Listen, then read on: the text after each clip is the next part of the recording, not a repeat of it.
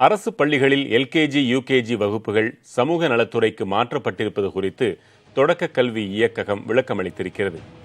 சமூக நலத்துறையின் கீழ் ஒருங்கிணைந்த வளர்ச்சி திட்டத்தில் உள்ள 40,000க்கும் மேற்பட்ட அங்கன்வாடி மையங்களில் பயிலும் குழந்தைகள் 5 வயது நிரம்பிய பிறகு அரசு தொடக்கப் பள்ளிகளில் முதல் வகுப்பில் சேர்க்கப்படுவார்கள் என்று செய்திக்குறிப்பில் தெரிவிக்கப்பட்டுள்ளது.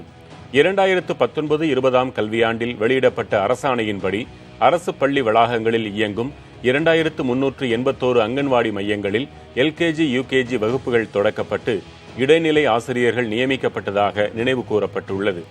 இவர்கள் மழலையர் வகுப்புகளில் பயிலும் குழந்தைகளை செம்மையாக கையாளும் நிலை இல்லாத நிலை காணப்பட்டதாக குறிப்பிடப்பட்டுள்ளது. மேலும் அரசு பள்ளிகளின் மாணவர் சேர்க்கை அதிகரித்திருப்பதால் எல்கேஜி யூகேஜி வகுப்புகளுக்கு நியமிக்கப்பட்ட இடைநிலை ஆசிரியர்கள் 1 முதல் 5 வரையிலான வகுப்புகளுக்காக தொடக்கப் பள்ளிகளில் பணியமர்த்தப்பட்டுள்ளதாக விளக்கமளிக்கப்பட்டுள்ளது. வரும் கல்வியாண்டில் எண்ணும் எழுத்தும் திட்டம் செயல்படுத்தப்படவிருப்பதாகவும் இதற்கு இன்னும் அதிகமான இடைநிலை ஆசிரியர்கள் தேவைப்படுவதாகவும் தொடக்க கல்வி இயக்கக நிர்வாகம் தெரிவித்திருக்கிறது.